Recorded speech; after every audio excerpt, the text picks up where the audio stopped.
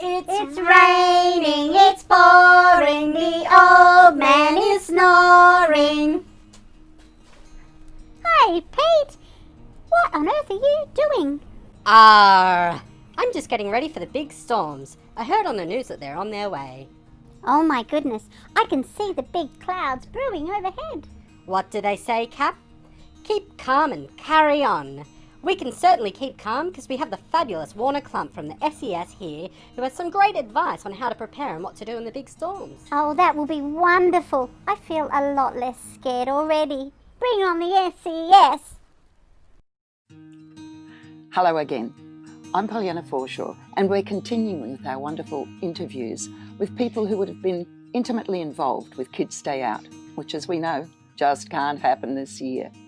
I'm with Werner Klumpp, and Werner is the Senior Groups Officer, Deputy Commander of the New South Wales State Emergency Service on the Central Coast.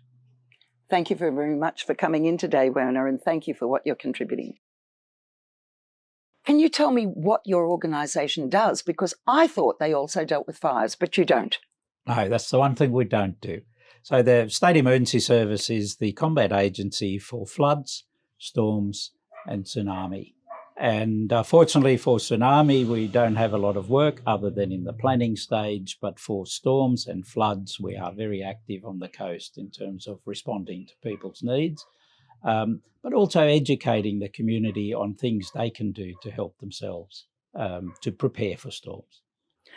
So, of course, Kids Stay Out, which we can't have, is dealing with infants and preschool children. What do you think parents can do to prepare children for something like a disaster? It can be very frightening for kids, particularly the little ones, and thunder and lightning, is scary for them, which in a way is a good thing because it does tend to keep them indoors. Floodwaters, on the other hand, is a little bit different. It can look very attractive out there when there's water suddenly in the front yard or the backyard where it isn't before, and the boogie boards come out and floaties. And children love puddles. And they love puddles, but they don't know what can potentially be in there. It's not like the home swimming pool, so they can get trapped. I tell a story when I go to the schools with the kids. I tell them it's like a big bathtub, and I ask the kids who's put their hand over the plug hole when they pull the plug out and they feel that suction. And I tell them if you go in the floodwaters, the drains can suck you in just like that, and to try and give them an idea of the danger. Have you had any experience with rescuing small children? Personally, I haven't, and I'm thankful for that. We did have, of course, some years ago, that terrible tragedy up the mountain where the family got washed away when the road collapsed. I remember. In the floods. But we often see media reports, newspaper reports of flooding in the country somewhere, and kids are playing. Kids are on their boogie boards and their surfboards and they're playing in the water, and it's not a good thing. So are there any resources that parents can access, videos, books, to teach their little ones about the possible dangers? Yes, there is, Polly, and we've got a pretty good website, www.nsw.ses.gov.au, whatever. So Google SES, you'll find it. I was about to say, if they Google SES, yep, Central Coast. No, just SES. SES. It's a statewide website for our service, and there's lots of information for kids, but also at school resourcing and so on, but for adults as well, how to prepare. How to prepare that, and particularly, are there resources to help with them with anxiety? Do children get anxious about disaster, or are they blasé about it? Or Oh no, well I think they pick up on the anxiety of the parents. Yes. But also, as I've said, thunder, lightning, and we've had situations on the coast and elsewhere too, I'm sure, of lightning striking trees near the house. And the explosion of the trees smashes the windows in the house. So that can be awfully frightening. So, our message is if you got trees close to the house, keep the blinds down and keep the kids away from the windows, So things like that. But it's kids do get frightened when things get noisy, and it's up to the parents to just try and reassure them. Reassure them. I can remember sitting in a storm with my own children to show them that it was not too scary. So we're approaching now the storm season. What can parents do to prepare their own home and themselves against these disasters? The main message to the community here on the coast is prepare your home, prepare your gutters, clean your gutters, clean your down. Not necessarily do it yourself, but have someone do it for you. And because a lot of jobs that we get called to when the rain gets really heavy is the gutters overflow and they run inside the house and it leaks.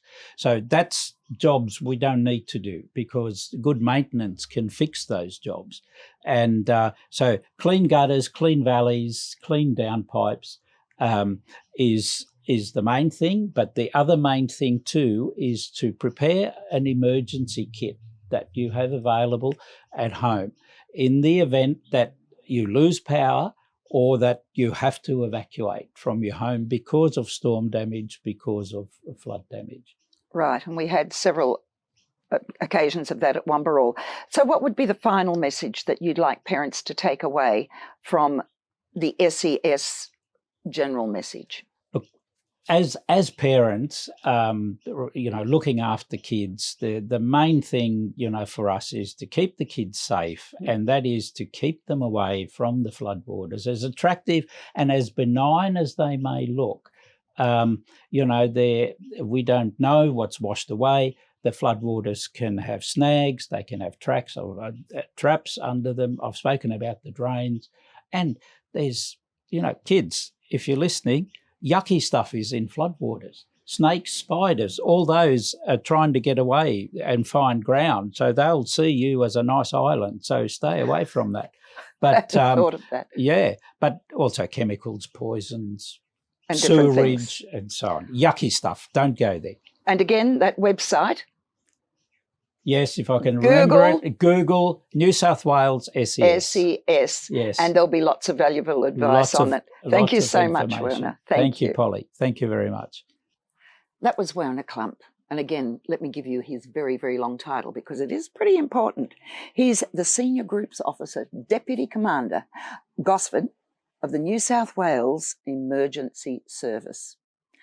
There are a couple of words he's going to have with you before he goes because, gee, it's really important if you've got little kids that when a disaster is going to come, and I keep using that word, but that's what they deal with, he's going to tell you a couple of little hints in case you don't get a chance to get to that website. Werner, over to you. So just reiterating on some of the stuff we've spoken about, the emergency kit, definitely Google the New South Wales SES website.